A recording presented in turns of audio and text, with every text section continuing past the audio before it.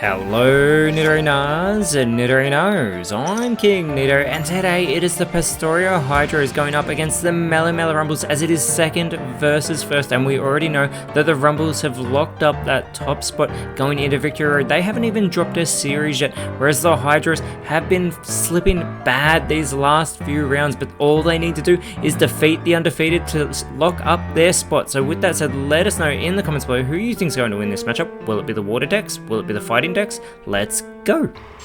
3, 2, 1, go!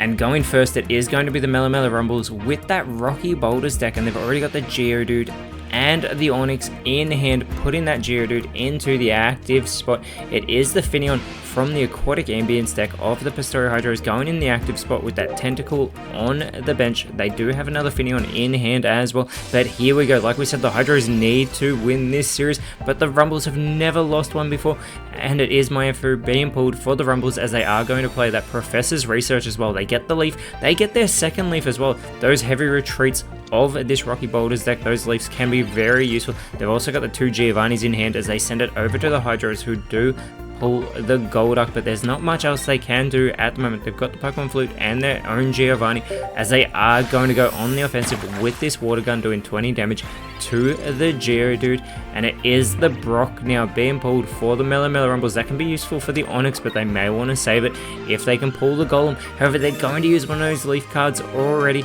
and they are going to put that Miandru into the active spot so that they can go on the offensive here. And this Rocky Boulders deck has been dominating all season long, and the Rumbles want to get this series off to a good start as it is the Professor's Research now being pulled for the Pastoria Hydros, whereas we have the Hydros who have been on losing streaks, having clean sweeps as well, unable to get a victory in their last round. It's Luminion being pulled for the Hydros, immediately being set up, and it gets that second energy here so it can go with that Aqualina and get that 50 damage to any of the benched Pokemon of the Rumbles. They can take Geodude out of this match, trying to avoid having to contend with Golem if it were to be set up. And the Hydro is doing exactly what they need to do, as it is the Golem that does get pulled for the Rumbles, but now the Rumbles are getting those energies onto the Onyx. They're going to play the Brock here as well, so already it has 2 energy on it, as that Hound continues to connect from the Miandru, chipping away at this Luminion in that active spot for the Hydros. But they have taken that first point against this Rocky Boulders deck, getting a first energy as well onto the Tentacle. And they still have that Finneon in hand, plus the Golduck. And they're thinking about how they want to do this, and they are going to go for this Aqualina onto the Onyx, getting that 50 damage. Now, we'll take 3 of these, as Onyx does have that 110 health, but it's the Mianshell being pulled now for the Rumbles. This is fantastic. It doesn't require any additional energy to do 40 damage to that Luminion and get the Rumbles their own point back.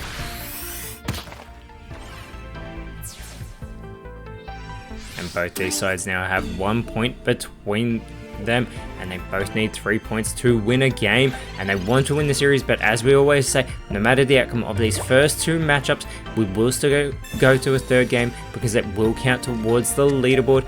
And we do have the Pokeball being played by the Hydros. They get their second Tentacle. They're going to put that and the Finneon onto the bench. So they're starting to set up this bench here. But the Rumbles have quite the setup. They've got the Mianshell.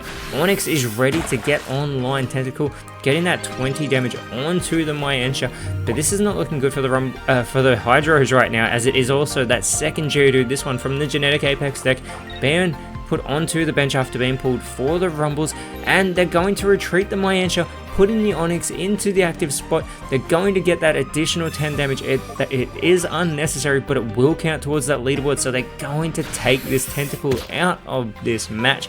The Rumbles are in full control here in game 1. They just need to take 1 more point, and they will take game 1 over the Hydros, who put out the Tentacle. They need to draw a Tentacruel here, and they get the Pokeball, and that's not even going to get them what they need, because it will get them another basic Pokemon, probably a Psyduck, and it is the Psyduck. They do have a second one in their deck as well, but they have no Pokemon that they can have out right now that can outlast this Onyx. And they are still going to use the Giovanni because they want to try and maintain this second place on the leaderboard that they have, so they want as much damage done here as they can. But the Rumbles are about to take game 1. They do pull the Graveler, but it is irrelevant. They will probably play this Giovanni just to maximize the damage. They don't even have to worry about the energy. They're showing full respect here. They are just going for that maximum damage, taking out the Tentacle and taking game 1. And this is what the Rumbles, especially this Rocky Boulders deck, has been doing all season long. The Hydras have to win 2 straight to end this incredible win streak that the Rumbles have had all season long.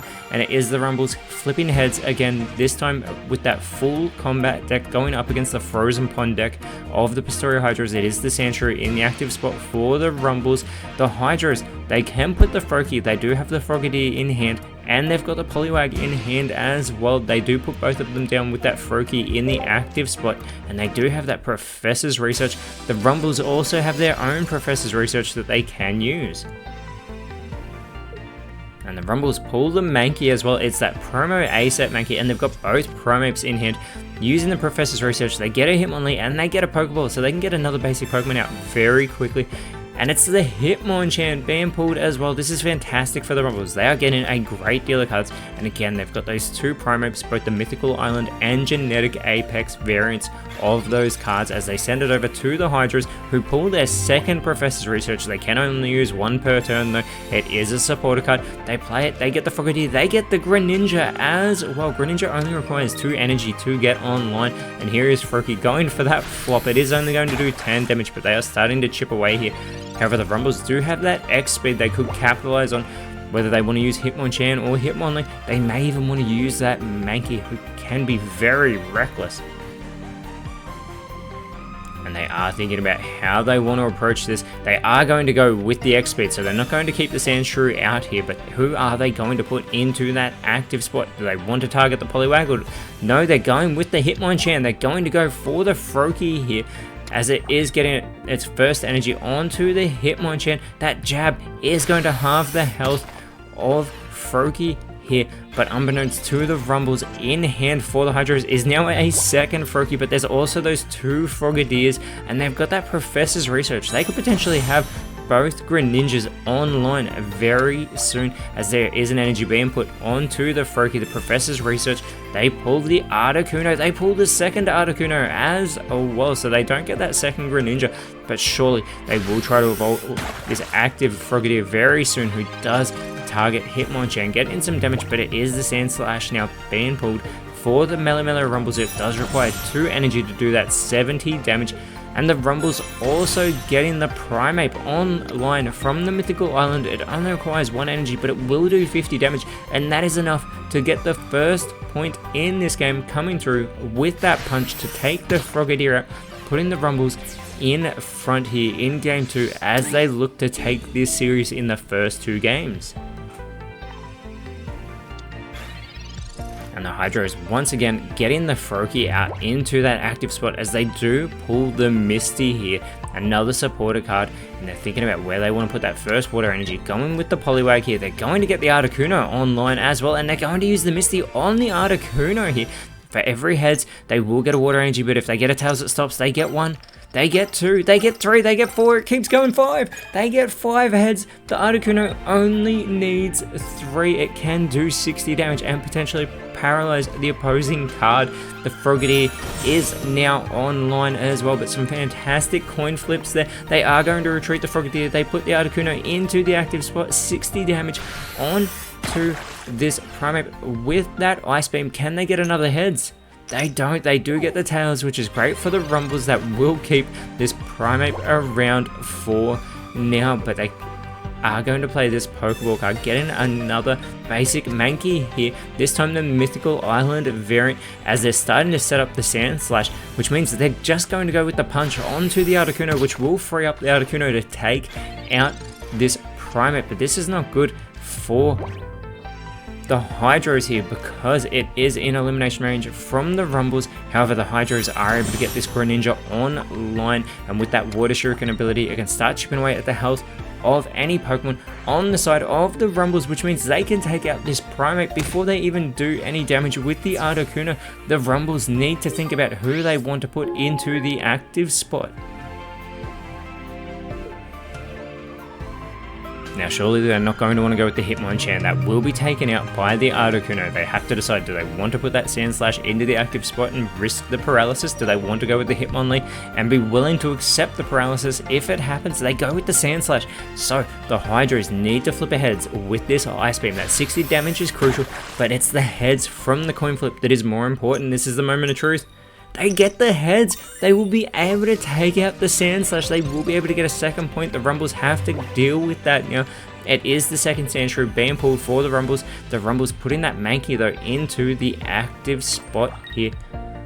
But that Sand Slash is an easy target. It is cured of the paralysis, but that is irrelevant. There is that second Greninja, but that is no good to the Hydros anymore either. The Water Shuriken, 20 damage. They can pick any Pokemon here on the bench. They go with the Hitmonlee. They're going to let Articuno here wipe this Sand Slash off the board, and the Hydros have taken the lead here in game 2 thanks to those coin flips. This one they get another heads, but that does not matter because Sand Slash is taken out and that second point goes to the Hydros, taking the lead here in game 2.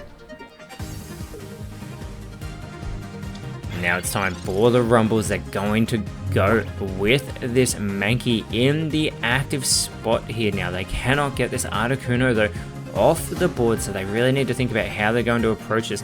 However, they could go for the Focus Fist. It is a coin flip, so it could actually take out that Articuno, but Primeape, Mankey would have been an easy target, so they're going with the Fight Back instead from the Primeape, who will be able to outlast their move from Articuno here, who's left with 10 health remaining. There's the Poliwhirl now for the Hydros, immediately onto that Poliwag. Although that Greninja will be able to do 20 damage to the Primeape, it still won't be enough for Articuno to take it off the board, as the Water Shuriken is going to go. Who are they going to target here? Are they going to go for the bench? No, they're just going for Primeape. They want to get as much damage onto it as they can, but Primeape will be easily able to respond and take Articuno out with that Fight Back, but they get the heads. They flip their heads. Primeape will not be able to respond. The Hydros are going to take game 2. There is nothing the Rumbles can do. Primeape is stuck there. They're even looking at the card. They cannot retreat. They are stuck. It has 10 health remaining. The Hydros, the Rumbles know there's no point even attaching an energy. There is nothing that they can do. They do decide though, if all else fails, there could be an error on the part of the Hydros. They send it back over though to the Hydros, who pull their second Poliwhirl. Here's the Water Shuriken, and the Hydros could actually try and maximize their damage, and that they do. They go for the Hitmonlee, and here it is, the Ice Beam to take game 2. We are going to a game 3. But not before another coin flip, this time being a Tails. But again, it is irrelevant because the Hydros take game 2. And we have wondered if the Hydros could be the side to take down the Rumbles, but they have been on this losing streak. They finally get a victory in a game, but they're trying to take the series, the first one over the Rumbles. They flip their heads for the first time to go first. They are using this Shell Armored deck, and we can see the Lapras in hand with the Wartortle. There is a Pokeball, a Misty, and a Giovanni. It's the Cubone for the Melamela Rumbles, and the Marshadow going on to the bench with this Battler's Spirit deck, and they've got the Machoke and Machamp in hand as well, plus that Giovanni. It is the Cloyster being pulled for the Hydros. They are going to play this Pokeball now. It's just an item, so as they do get out this Squirtle, they can still use that Misty card, and we saw what it did in the previous game. If they can get 4 heads onto this Lapras, it can do 90 damage. They've got 1. They've got 2, they've got 3, they get 4, and they get exactly what they need on the first turn, generating these 4 energies. They are about to wipe this Cubone off the board. They are in full control on the first turn. This is terrible for the Rumbles. They may be about to end their winning streak that has lasted all season long. They have gone 6-0. They get an X speed. They have nothing they can do.